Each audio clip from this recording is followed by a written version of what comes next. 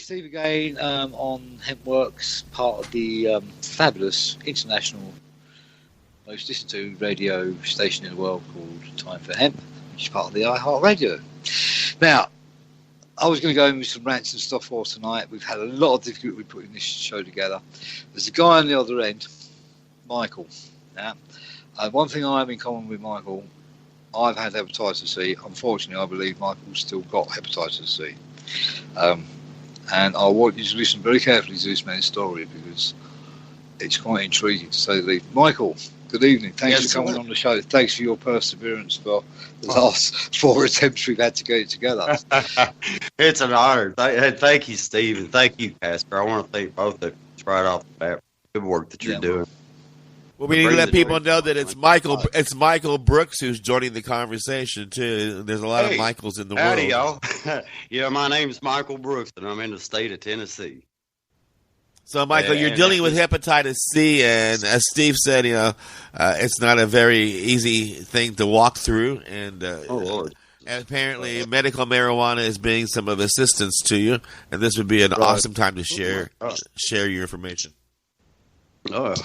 Steve. Yeah, man, I'm here, man. I'm here. That's the details, but he's fully aware of how devastating this disease can be. I suffered with it myself for around 20 years. The last 10 is where it really started kicking in and doing all the organ damage. You say the last 20 years. Can I ask you your age, please? What age are you? I turned 50 3 days ago. Man, so really you've been carrying it for the best part of your adult life since a young man, 30 years of age. Yes, sir. Yeah, it's a big burden, isn't it? A big burden. Yeah, it's a heavy load. It's one that only increases in weight and intensity as time goes by, man. I mean, you occasionally you might get a good day. A good day would be not to hemorrhage or not to be in so much pain that you can't actually get out of your bed. That was what I considered a good day. Yeah. Suffering was relentless. I had went to every type of specialist that was available in our state. I've been to a hepatologist for more than a year. And due to my extremely low blood platelet count, I just wasn't a candidate for any of the available pharmaceutical treatments that are available for this disease. So here I pop out my cell phone. I'm a hick in the sticks with a cell phone and a need to survive my disease because I have a family. They're counting on me, and I'm not ready to go. And just stumbled upon the subject of cannabis and hepatitis C, and it was an amazing discovery. Actually, being able to obtain it required us to travel to legal access areas because it is Schedule 1 in the state of Tennessee, which is another part of the story. It's considered to be a useless street drug. To say cannabis is a Schedule 1 drug is nothing more than law. Can we get to the point of really what we know a lot about the politics and we know how corrupt they are, but really, you see, you did take the prescribed treatment that they give. Well, I did, by the way. I had a year of it. It killed me twice. It killed many people that I didn't know. I used interferon. So you were quite lucky in a way because you didn't use any of these life-destroying drugs that they put you on for hepatitis. Absolutely. I was not a candidate for the poisonous treatment. You wasn't a candidate for the poisonous, but you found cannabis. I found cannabis. You found cannabis. So bring us up to speed. What happened now? At first, I was very skeptical. After all of the more than $1 million in needless taxpayers' money thrown at a disease that was doing nothing to eradicate it from my body, I was a little bit skeptical to begin with that a plant, something as simple as a plant, could be a solution to my complicated issues. Yeah. So it involved a little bit of travel, and there was an oil provider that gave me free access to the plant. The cannabis community is so filled with loving and understanding people, actually provided the medication and produced it himself for my need. And within a few short months, we were seeing amazing non-detectable viral load in my body. I was able to throw away my metformin because my pancreas had been damaged so badly that my blood sugar was all over the place. Low 20s to the night my second child was born, My wife's giving birth, and I'm in the ER with an 800 plus sugar count. I was able to throw away all of these medications. They tossed them in the garbage: narcotics, barbiturates, steroids, all the barrage of medicines that you're familiar with. They tried. And can I point out, when you've got liver problems, if we're staying with strict medical, the drugs that they give for hepatitis are not functional. Absolutely. They're What not business designed does a for synthetic liver product problems. have within a biological entity? I mean, to mix synthetics and organics, I mean, it's a mutation. It's an abomination of what we are as human beings. Synthetics have no place in our lives whatsoever across the board, especially used as. So anyway, you found this cannabis, right? You chucked yourself off to one of those legal states. Mm-hmm. You started taking it, and you noticed a really fundamental change in your health. Is that correct? With it, absolutely correct. Within the first week, I was on antidepressants. I was seeing a psychologist to deal with the 5 stages of death. I just simply couldn't get to stage 5. I could not accept the fact that I was going to die. The intense, daily, relentless pounding on my body, and the psychological toll that it takes when you think today might be my last day, and that goes on for a couple of years. So each day it's like being on death row and you're served your last meal and it was a joke. You have to do it again tomorrow, and you don't know which day that's going to be that they actually execute you. I compare it to being on death row. I would thought, it's death row with a disease as well, isn't it? That's exactly what it was. The disease had me on death row, and each day I thought was my execution date, and it takes the relentless pound. And so I was on a barrage of different mood stabilizers, Valiums. They had me on Xanax at one time, one of the most harmful medications you could put through your liver, and just to help me to cope with the final stages of living. Within the first week of cannabis oil, I was able to toss the benzodiazepines in the trash where they belonged. Where they belong. Yeah, exactly, where they actually belong. Within 1 week, there was no depression. There was a sense of hope. It was as if my upper faculties were opening again because my body was beginning to detoxify. I was thinking clearer. Immediately, within a week, within about a week's time, I could see that there were so many amazing benefits, but I still at that point wasn't sure that it was affecting the viral load and was going to be of any use whatsoever to help reverse the damage done to all other internal organs. So I was still skeptical up until about month 3. And more medical reports, more lab tests. It seems to be improving, Mike. My doctor pats me on my back, and of course, as I mentioned, being in the state of Tennessee, some things were smiled about and we didn't discuss openly. He's a Tennessee state doctor. All he could do was tell me to continue to do whatever the heck it is I'm doing. Well, my doctor was quite sure of what it was I was doing. He was looking at my blood underneath the microscope, quite sure he knew what I was doing. But with his encouragement and the lab results, I was totally motivated and dedicated to seeing this all the way through, to see how healthy I could become if I could just get the disease to a manageable place. I had no idea I could totally eradicate it from my body. Well, you're in the state of Tennessee. You found a plant called cannabis that is giving you your life back. Yeah. The plant's illegal in the state, and you've got children, you've got a family. Yeah. Everything was a risk. Everything was a risk. Although, I never did cross state lines with my medication. I didn't think that it was worth the risk to do and wind up in federal prison for saving my own life. It would be quite redundant to have lost everything that I was fighting for. Yeah. So it required extended stays in other states. Yeah. So I could saturate myself with as much of this wonderful medicine as I could. There were times that I returned home. And Steve, this is what's interesting about this. It wasn't totally I wasn't totally consistent on a daily basis. There would be times that I would go a week or 2 before I could return for further medication, and it was still effective.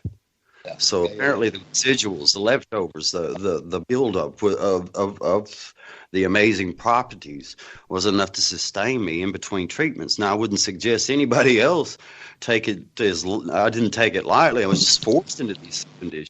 I would suggest if anybody were to start this treatment, they see it all the way through. For maximum benefit. To get to maximize the benefit. Yeah, to maximize the benefit. The stop-start does work.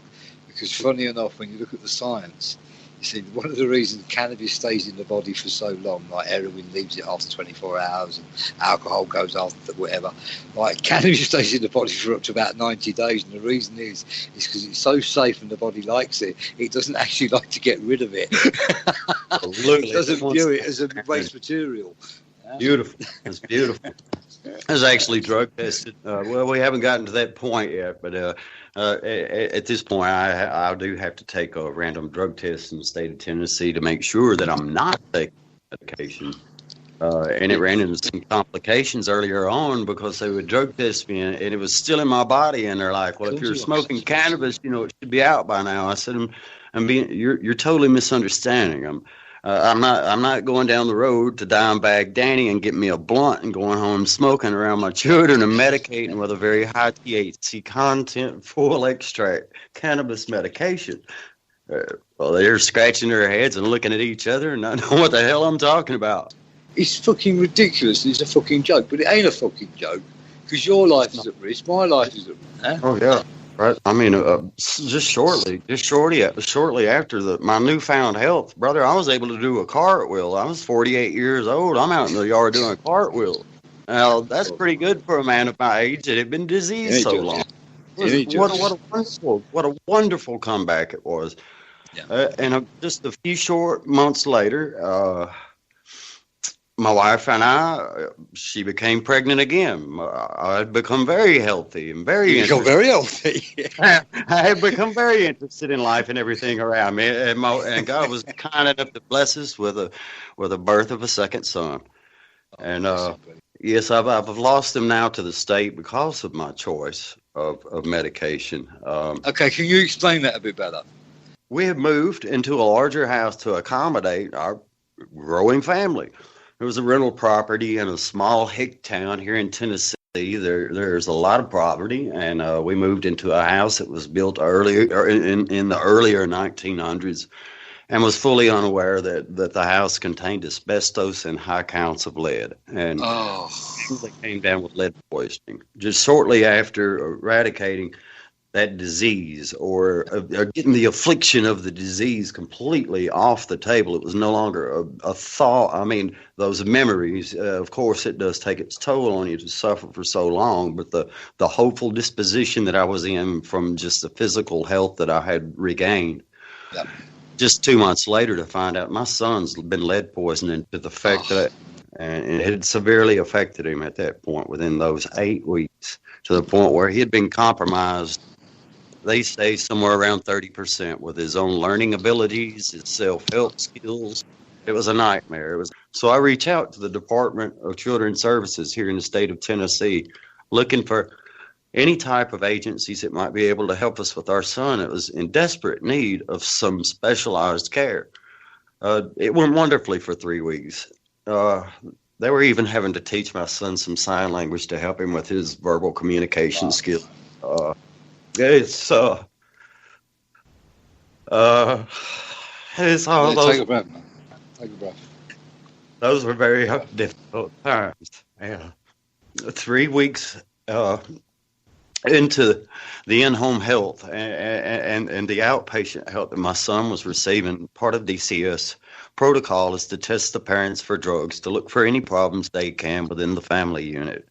I was given 72 hours to leave the home because I explained to them that I had obtained medication to eradicate a disease from my body. They were totally unaccepting it. They were unable to accept it, even if they believed it was the truth. There's so much corruption within the government. The DCS is profiting at $120,000 a year per child to keep a child a year. In compliance to the Department of Children's Services, I gave up my civil liberties and my constitutional rights to travel to any state that I saw fit and obey the laws of the land and pursue my own health interests. I said, okay, I won't put this stuff in my body. Within 5 months, my disease was back, and here it is 10 months later. The disease is extremely progressive right now. And we've been given less than 60 days now to comply to new and ever-changing obligations to my wife and myself in order to reunify our family. It looks as if we've been kidnapped. They're using my children to manipulate me back into disease. I have statements from this organization that now their new concerns are stated as being substance use and physical health, poor physical health. When they kidnapped our children, I had a perfectly clean bill of health. This is the most evil situation that could possibly happen. We fought so long and so hard to get this far, just to have people that saw a perfect opportunity, a man whose health had been compromised, a man who was willing to go to any length to get the help that his son needed and loved his son enough to do what was necessary. So I was going to comply to DCS and leave the house. I needed a couple of days to make those arrangements. They gave me 72 hours to be out of my own home with my own family, considering I was such a hideous person that I would come up with such ideas as to travel and use cannabis. So I agreed. Okay, I'll leave the home. 48 hours, we got a phone call from the head of DCS and told us to bring our children in, that they are being removed by the state. So they actually didn't even give me the full 72 hours to comply to such hideous suggestions that I should abandon my family so that they would be in a better position without me in their life, without my children, without their father in their life. Where do you go from here? My next course of action, of course, is to continue to do what DCS tells me to do. But they kill you. That absolutely. I know that. You know that.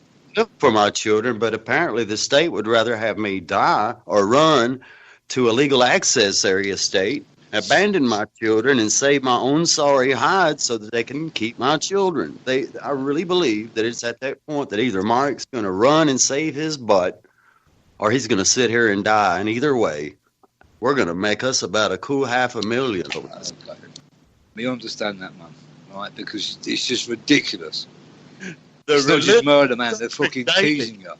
Mentally, physically, and spiritually, the suffering from having your children ripped out of your soul and forced back into disease, and have proof and the truth and the evidence to make things clear so no one else need have to suffer like this anymore. I'm talking about not just in Tennessee, globally, man. Globally, man. None of us should be forbidden anything that'll grow naturally out of the ground. It belongs to us. What can we do? What can we do? I've called every branch of legislation in Tennessee government. I've called every representative. I've spoke personally with our state governor. I've emailed all of the facts and medical documentation, and there's still no movement on our end. You just going to surrender and just lay down and just say, okay, that's it? Or are there other channels and avenues that you're pursuing? At this point, I have no choice but to be 100% compliant to DCS. As I mentioned earlier, I'm being manipulated by my love for my children. And the love for my children is my purpose in life. And have you reached out to organizations like Normal or? Yeah, I have not by email only. I've not received any emails back. I've reached out to everybody, brother. ABC, NBC, CBS, Dateline, 2020, The View, Whoopi Goldberg. The list goes on. I have shouted around the world and knocked on every door that I thought that I possibly might be able to get some relief for the people that are suffering in our area, and of course to get our children returned to us immediately so that we can move to a more civilized area where we're able to take care of ourselves in a way that's modern, safe, and effective to get out of Tennessee, to get our children and to leave the state of Tennessee is priority one for the total well-being of my entire family. I don't want my children to grow up under these same influences that I grew up under. I didn't even realize that I was kept in the dark. I was of the same mind at a point growing up. The cannabis, pot, weed, whatever you want to call it, man, it was, the only purpose we had, it was to go hide under the oak tree and smoke it, and catch us a buzz. Well, earlier on, that desire to do so, I believe it was the need for the endocannabinoids in my body to begin with. I believe there are a lot of people out there that have a similar phenomenon of cravings, similar to a lady that's pregnant and wants to eat dill pickles and ice cream. There's just something your body needs, so you reach for this particular substance. I really believe that earlier on, when I was smoking cannabis, that was the reason why. But it was just the wrong delivery method, and it hadn't been extracted properly. But there was something about it that my biology had a craving for it. It wasn't so much the psychoactive effect. There was an overall sense of well-being, a clarity of mind, a fondness for life, so many benefits that came just from smoking the plant. So I was of the mind that it was just there to be smoked until the need for extracts and real medicine, real life-saving medicine. I say it every day. It's tomorrow's medicine today. And it should be available today to all. Anything less is murder. Anything less is murder. The long-term plan, the long-term goal, I can't see it right now. I am so stifled and so restricted in such a way from this situation and the organization that is the Department of Children's Services. I have very few options. I was able to get on CBD oils earlier on a couple of months ago, and I was benefiting to a degree, but they're expensive, and I'm on disability myself, and so I was having to pick and choose. Okay, to skip a meal to give me some CBD oil, and it's not going to work that way. We need proper nutrition. We need proper medication in order to be happy, healthy, and whole. We cannot deny any part of our being. So I reached a point where now I'm not doing anything. I'm not doing anything except for I'm taking a lot of milk thistle, turmeric to help with inflammation, a lot of GNC products to try to slow the progression of the disease and to help alleviate a lot of the painful inflammations without having to reach for this big bottle of oxycodones. Say in our state, it's legal for me to be addicted to oxycodones, Valiums, and a barrage of other medications and be able to care for my children. But you put a little bit of cannabis in me, and instantly I become I'm ill-equipped to be a human being. I would like to see somebody take the amount of medications on a daily basis that I was taking that were pharmaceutical medications and be able to go through the motions of proper parenting. It was very difficult, and I leaned very much so on my wife in order to feel where I was falling short. A lot of the burdens of responsibility fell on Jamie. I just wasn't there. The illness was claiming me. So what type of legal assistance have you been able to locate? No legal assistance whatsoever. I have had a wonderful friend of mine. She's an advocate in Alabama, Faye Medlock. She passed on some information to an attorney friend of hers. He called me earlier today. He's not licensed to practice law in the state of Tennessee, but he does know of others who might be willing to step in and help. I started a GoFundMe account. I have it posted up on my Facebook, and that's what it's there for. It's to raise money for an attorney. The attorney that we have is state appointed. When I went to my attorney with the proof and evidence of what had happened in our home, so bring the light. Let's bring the truth to this matter so that we can squash this, get our children back, and move forward with our lives. But my own lawyer refused to look at my medical records, and he actually told me, he said, if you and your wife want... This is the most old school country guy in the world. If you guys want to be dopeheads, just give up your youngins and go be dopeheads. That was his take on that was his take, his understanding, and the final thought on us with cannabis. If you all want to be dope heads. So he's not really an effectual lawyer if that's his understanding of the issue, and he's not gonna accept cannabis as medicine. He's not gonna accept what we did as being tolerable. He's actually hired by the same people who have taken our children. The fight is fixed. I would say he's totally ineffectual lawyer. He's not spoken one word in the 13 months that we've been going to court. This has been going on for 466 days, I believe, 467. The past 13 months where it started in courtroom proceedings to move forward toward reunification of my family so we can get out of here and I can take care of my health properly. It's all changed. They now have us going to. I have so many obligations to fulfill before December the 6th. They're permanently adopting our children out to the state. They've hit us a barrage of meaningless, abstract things that we have to do, like alcohol and drug counseling. Well, I went through an alcohol and drug assessment earlier on in this, and the lady was tearfully overjoyed and was very well aware that medical cannabis was an effective medication. She happened to be from the state of Colorado that had moved here, and she knew exactly what was going on. We've had several people that were involved in DCS, some of the home care workers that would come out for home interviews and to look around your house and to see how you're living unannounced. They just knock on your door and have a right to come in, like Nazis, and check your house out, have said, we see no reason at all while this continues. And I really believe, and I'm wearing guilt today because of it, is how hard I pounded this issue toward our state's politicians. And as far as I can, and as hard as I can, I've been hitting this issue as hard as I can because I believe so much in it. It was the Lazarus effect. A person simply doesn't understand how effective this medicine can be unless they get up off of their deathbed and feel half their age again. You become a convert.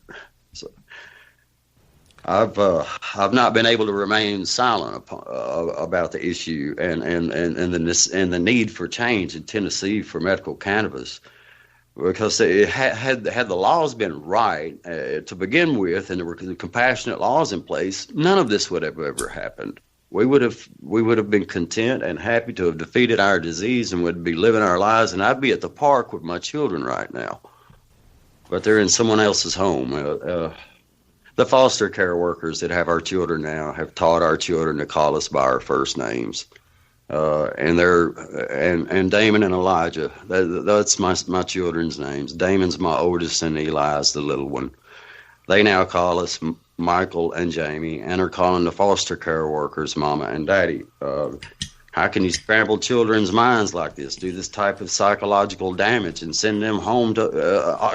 they are coming home to us. I will not accept another thought of that. But look at the damage that's been caused that we will have to undo, that the state has done psychologically to young developing minds. It's hideous, man. Now, if someone wants to reach out to help you, how do they contact you, and what can they do? Are you needing legal assistance? Are you needing... desperate need of legal assistance. And you're in Tennessee, right? You're in Tennessee, yes, right? Sir. Yeah, okay. Yes, sir. I'm in northwest Tennessee in a little county called Gibson County. And if somebody wanted to reach out and help you, how do they do that? They can feel free to inbox me on Facebook, Michael Brooks, Facebook, and it's just listed as Tennessee. I've had to be a little bit discreet because I advocate a lot on there. Are you the only Michael Brooks on Facebook? I seriously doubt it. But you could email me also at Michael Brooks, all lowercase letters, 1013 at Gmail. Michael Brooks, all lowercase letters, at 1013 at Gmail.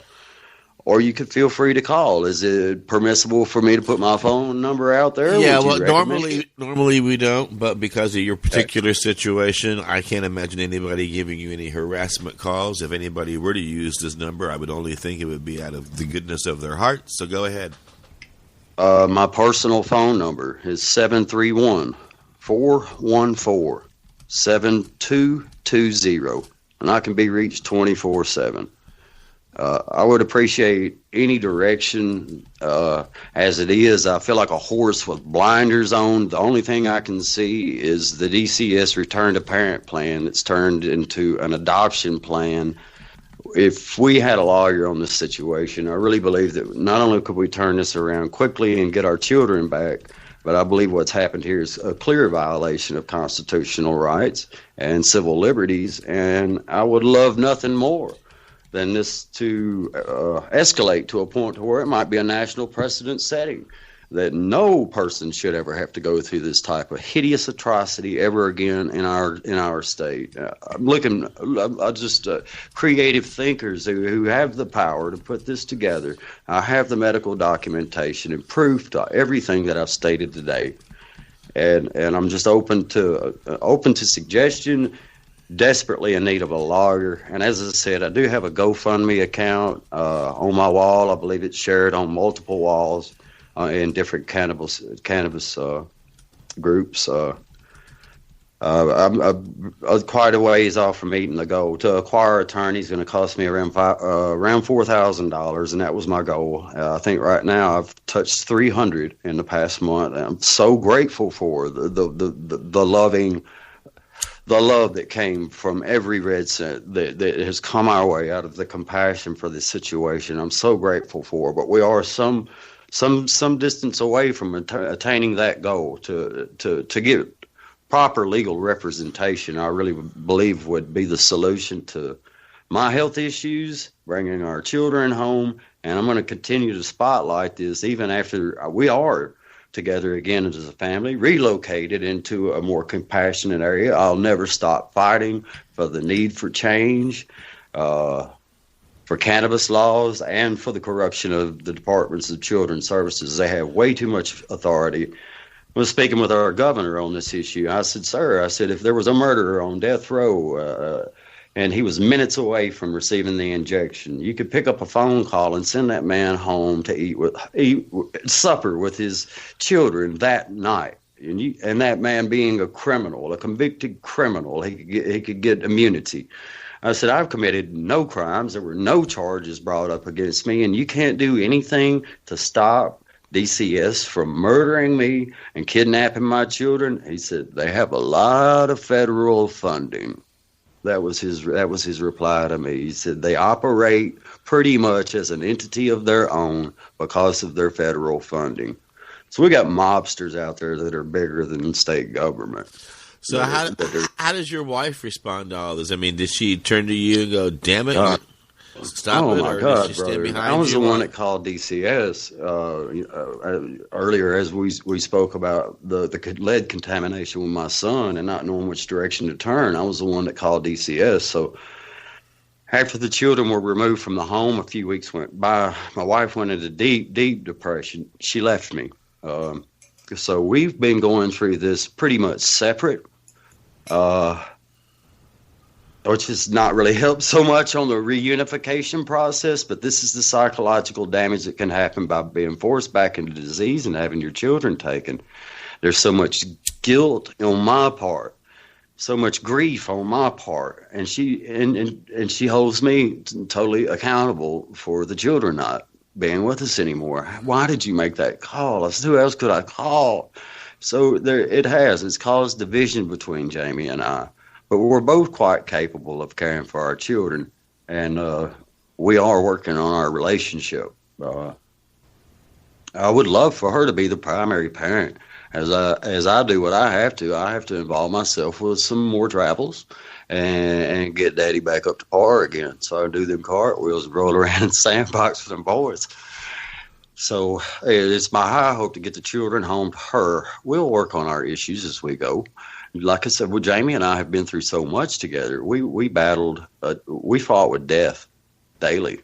And didn't give up on one another. It took its toll. But when the children were taken, it was a breaking point. We are both seeing psychiatrists at this moment, not because we had psychiatric problems that led to the removal of our children. I have the reasons for removal placed on my Facebook. It's right now we both have been traumatized and forced into such deep depression. There's nothing like an empty home when you have so much power. Are you a father, sir? Yes, I am, and my ex-wife disappeared with my kid when he was 2. And prevented me from having a relationship with him. So I'm fully aware of what it's like to have your child ripped from you. I'm not going to detail it. It's not my story today. It's yours. I'm sorry for your pain. Then you can understand. You clearly understand the type of pain involved. And I was lucky my child found me when he was 18, and we have developed a great relationship. And it's awesome, man. Karmically, my ex-wife now no longer has a relationship with my son because he cut her off after he learned. Anyway, life sometimes has a way of balancing things out, just not when you want them to be balanced. No truer statements ever been said, and that's what I look for in this situation. That as bad as it's been, as damaging as it's been, mentally, physically, and spiritually, that at the end of this, I don't want all of this to have served no purpose. That's why I've been so public about this particular situation. If I've got to go through this, if my family has to go through this, I want us to be the last few. I would love for us to be the last to have to suffer for the lack of a need of a plan or have their children ripped out of their souls because someone chose to use one for medication. We're down to the last minute or so to the big broadcast. Is there anything you want to say to the audience before we say Hemp Works? Well, I would like to, what can I add to that? I'd like to say that hemp works. I'd like to thank Mr. Casper Leitch and his dedication to the subject. I'd like to ask if anybody would like to make a charitable contribution to his great work that as most of us who are willing to pave the way for others. It's a very expensive and costly thing to do. If you would feel in your heart to pay forward to help this network to continue to spread the truth, that it would be a wonderful thing for so many other people. And one love to all. I would appreciate all the prayers that I could get from my family. And I want to thank you for your time and your interest. Thank you from the bottom of my heart, Casper. Well, thank you, man. You're absolutely welcome, and thank you for giving the network a shout-out. I do want to remind people, he is right. You can go to timeforhemp.com and hit the donate button if you like our broadcasting and help support this network. We're kind of like the PBS of the movement. Amen. We don't stop, but the more support we get, the louder we are, and the more we can do. So please make a donation at Time for Hemp. And remember, the next time you hear us here in the Big Broadcasting Network, don't forget we're no longer just a 1-hour broadcast, but we are 24 hours a day, 7 days a week, all cannabis all the time. And the next time you hear me, you'll know that it's Time for Hemp.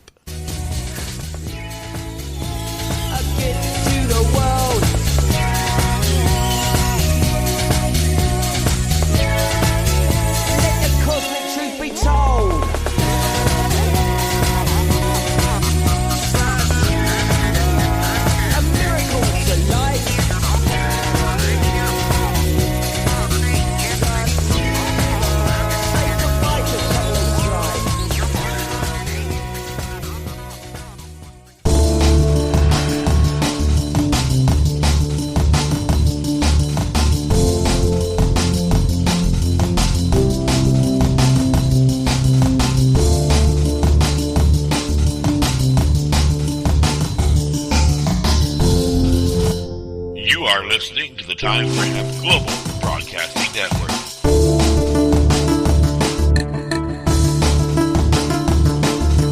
The only broadcasting network dedicated to ending the global war on drugs on iHeartRadio.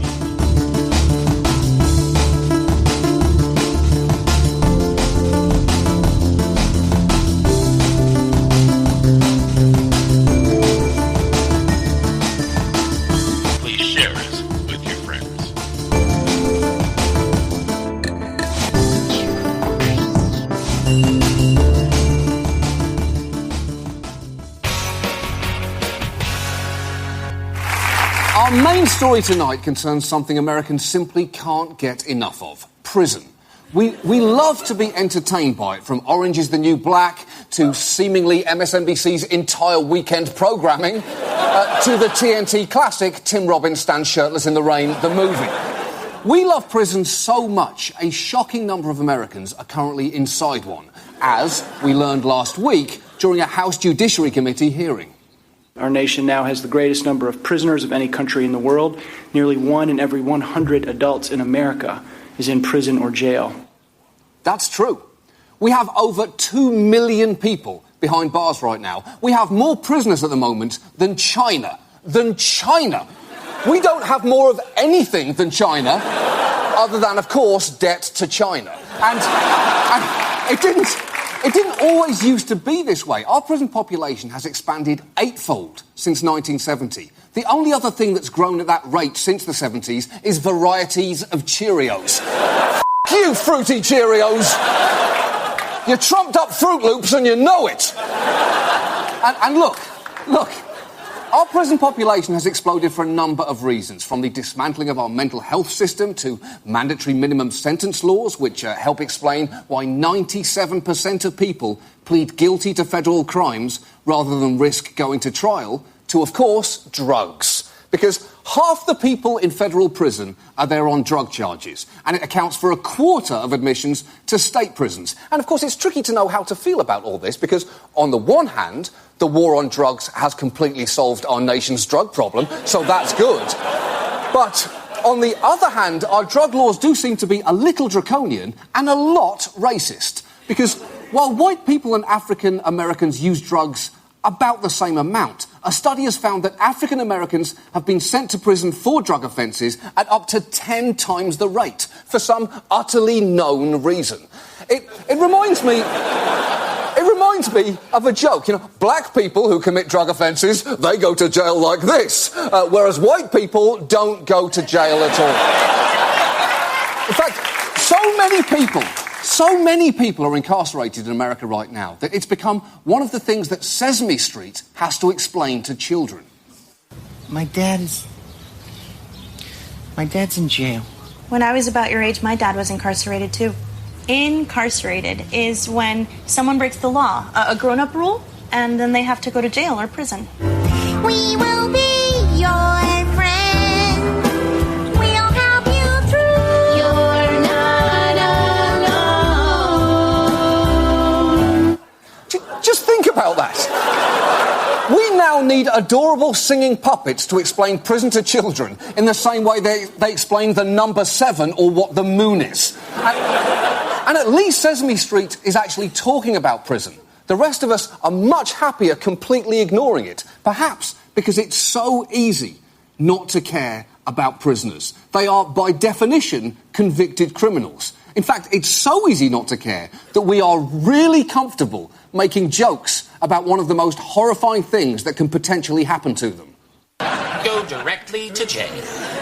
Do not pass go. Do not collect $200. And do not, I repeat, do not drop the soap.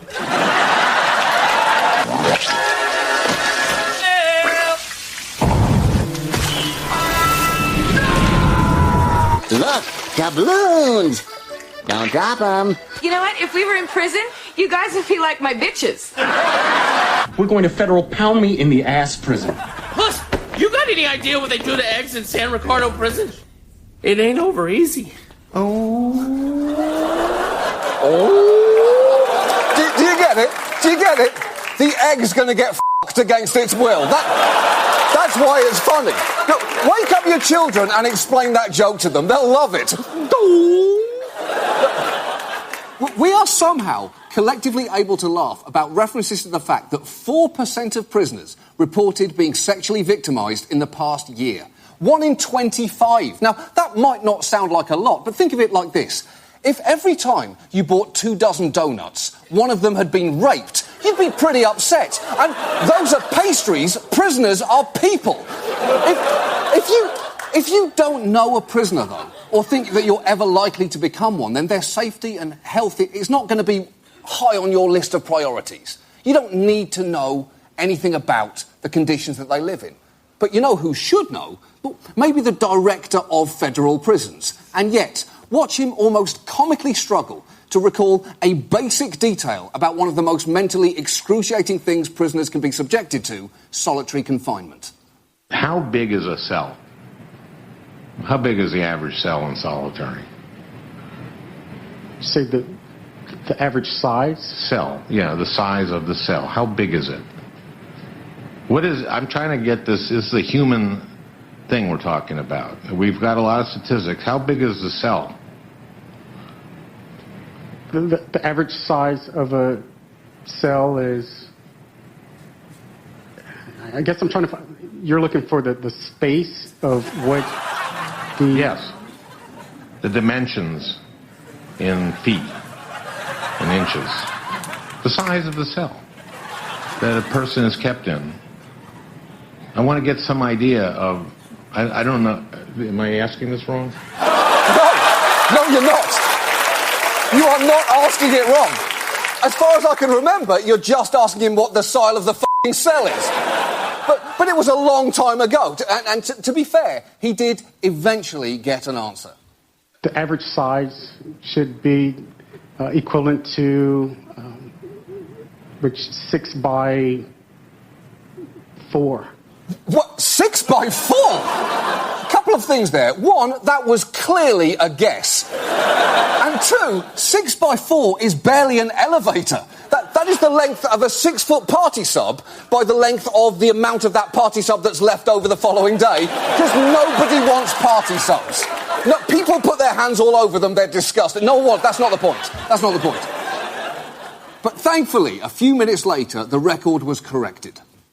For the actual is 10 by 7 for the cell size.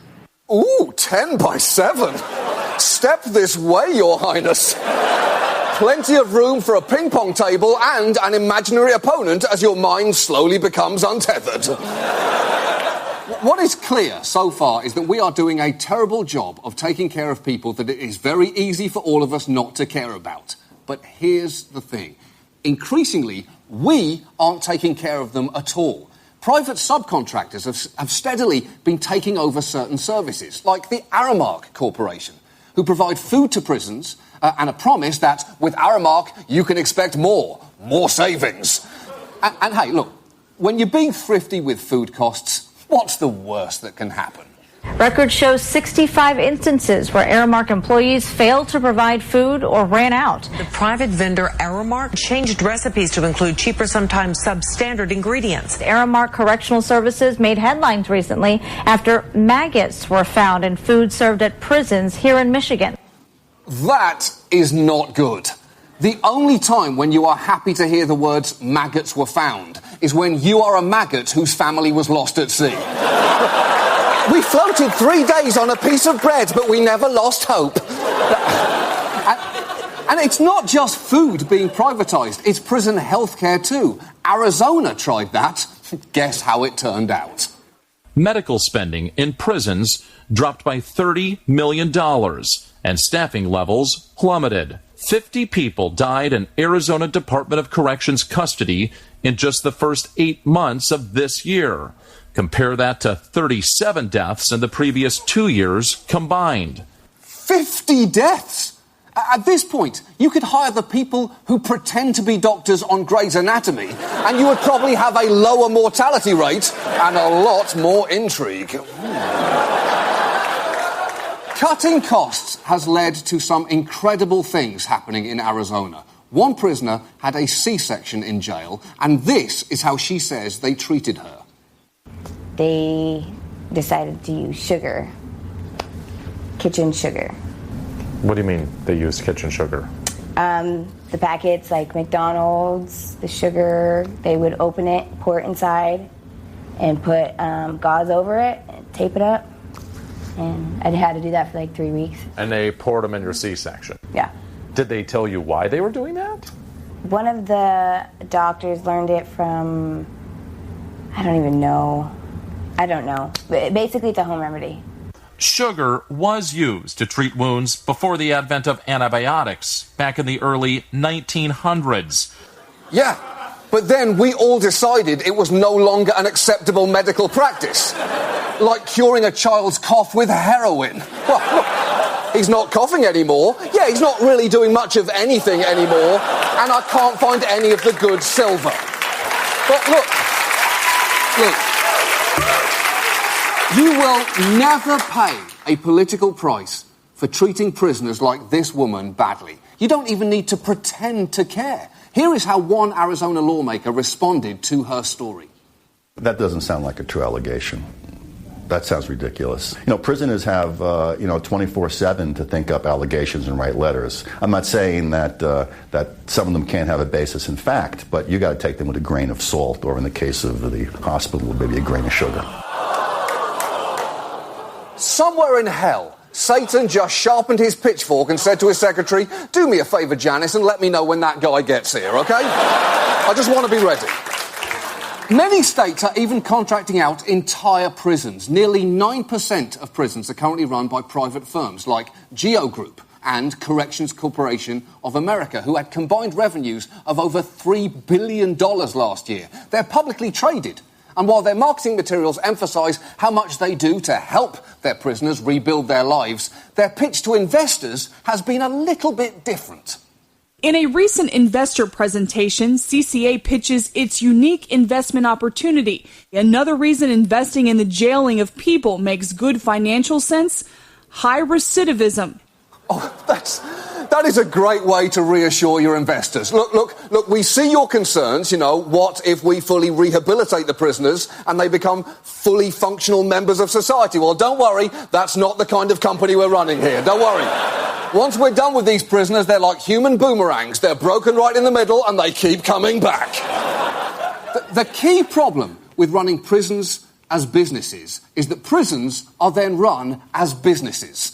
Pay and staffing ratios are so much lower that a Geo Group youth facility in Mississippi sometimes had just 2 officers overseeing as many as 256 prisoners. That facility eventually closed, but only after a federal judge wrote that physical and sexual abuse was rampant there because its operators had allowed a cesspool of unconstitutional and inhuman acts and conditions to germinate. Now, I know that Geo will say that presents an unbalanced picture of their company, so in the interest of balance, I will point out that they got an award from the state of Florida citing their bold and innovative cost-saving business practices. Although I think we all know when the state of Florida gives you an award, that award is basically sarcastic. In fact, a quick side note. The award was signed by Florida Governor Rick Scott, who has led the drive for prison privatisation in his state, but on one condition. What I've said all along is that this is an opportunity for the taxpayers of the state to save money. There's no way we'll do this if we don't save money. As you know, what the bill says is that if we don't save at least 7%, we don't do prison privatization. Hey. Listen, if you think Rick Scott is going to look the other way for a company with a history of the physical abuse of minors for savings of a mere 6%, you don't know Rick Scott, OK? Ricky needs 7. Ricky wants 7. Ricky likes 7, OK? Now, if you happen at all to be interested in asking Rick Scott about the conduct of the Geo Group, for goodness sake, don't do it tomorrow night. He's busy. We actually checked, and he's going to be at a fundraiser at the home of, and this is true, the CEO of Geo Group. I believe the theme of that fundraiser is a cesspool of unconstitutional and inhumane acts. Look, this is all so depressing. Private prisons are bad, yes, but the whole system just seems fundamentally broken. You know what?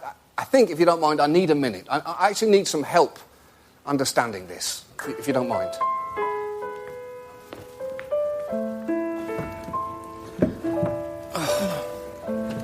Hey, John. You seem sad. Yeah, I am sad, Timmy. It's just... I've been looking at the prison conditions in America, and the whole system is just so horribly broken. Yeah, I know what you mean.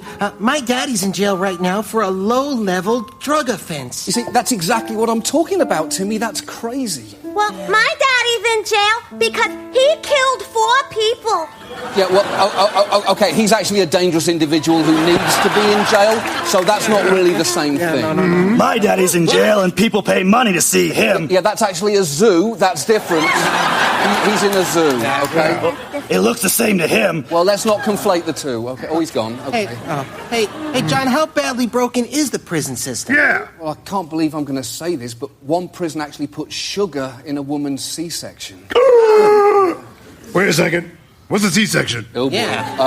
Oh, wait. You mean like the letter C, right? Yes, that's what I mean. That's exactly what I mean, yeah.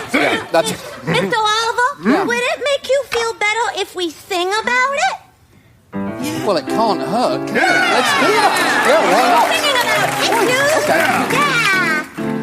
not? Okay. It's a fact that needs to be spoken. America's prisons are broken. It's a hard truth about incarceration. Prisons are needed for a civilized nation. But mandatory minimums for heroin and crack. Stack the system against Hispanics and blacks. Our prison population is bigger than Slovenia. Because we put people in jail instead of treating schizophrenia. It's true. I know. They put my dad in jail because they say he's a monster. What did he do? Nothing. They just said he looked like a monster. Well, that's racial profiling, and that's wrong too, okay? Yeah. It's a fact that needs to be spoken. America's prisons are broken. Prison conditions are a national disgrace.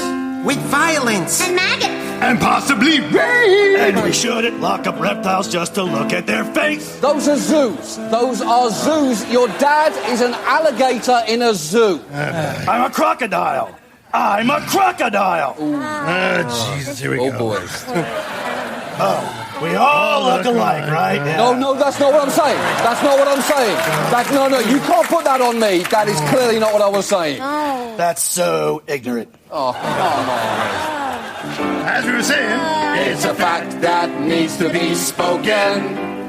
America's prisons are broken. America's broken prison system is brought to you by decades of neglect. A lack of political courage. And a generous donation by the Geo Group. As well as viewers like you. Yes!